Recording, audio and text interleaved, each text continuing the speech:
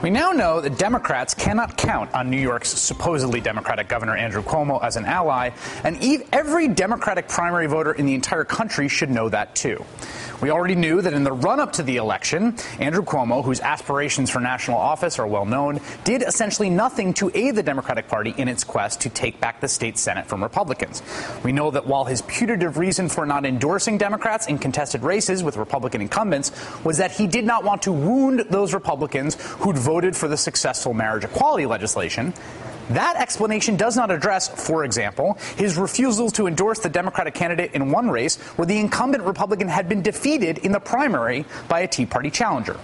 We know we never got an explanation from Cuomo for his lack of endorsement in that race, and we now know that even without Cuomo's help, Democrats managed to win an apparent majority in the state Senate, with 2 seats still being recounted.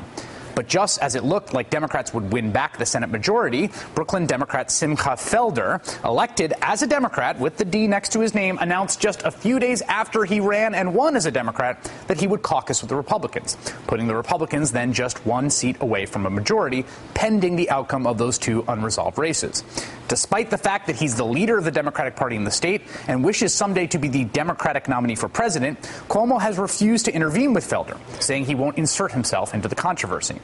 And watching all this unfold, one can't help suspect that Andrew Cuomo actually does not want a Democratic majority in the state Senate, because a Republican majority gives him more of an opportunity to burnish his bipartisan compromiser bona fides before launching his presidential campaign. And much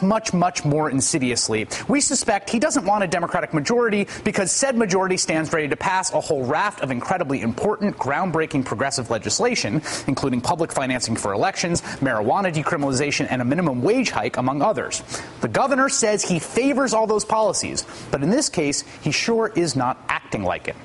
We're almost entirely sure that very soon Andrew Cuomo will be coming before many of the people watching this show, asking for your support in a Democratic primary race to be the next president. And you should remember this remarkably cynical display when he does.